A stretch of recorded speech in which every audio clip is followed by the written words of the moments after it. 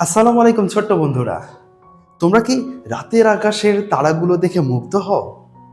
আজ আমরা জানব মহাকাশ সম্পর্কে।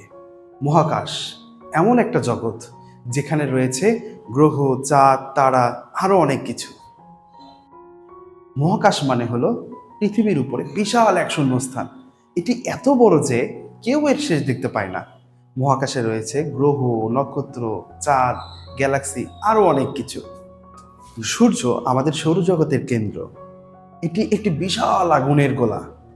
সূর্যকে ঘিরে ঘোরে ৮টি গ্রহ: বুধ, শুক্র, পৃথিবী, মঙ্গল, বৃহস্পতি, শনি, ইউরেনাস আর নেপচুন।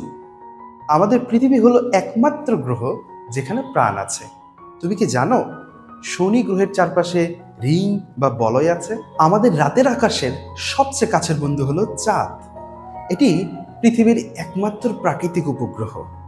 চাঁদ আমাদের জোয়ার ভাটা তৈরি করতে সাহায্য করে।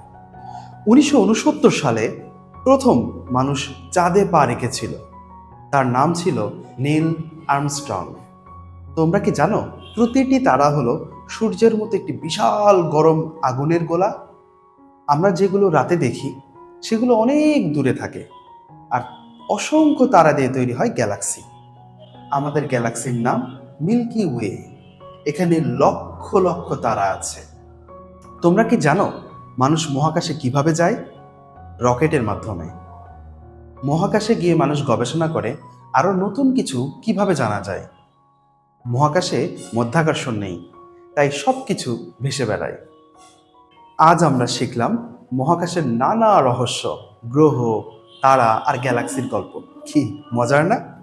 মহাকাশ সম্পর্কে আরো জানতে চাইলে রাতের আকাশে তাকিয়ে তারাদের গণনা করো আর ভাবতে থাকো। তোমার পাঠ্য বইয়ের আর কোন কোন টপিকের বিস্তারিত সহজভাবে বুঝতে এমন ভিডিও চাও কমেন্ট করে জানাও।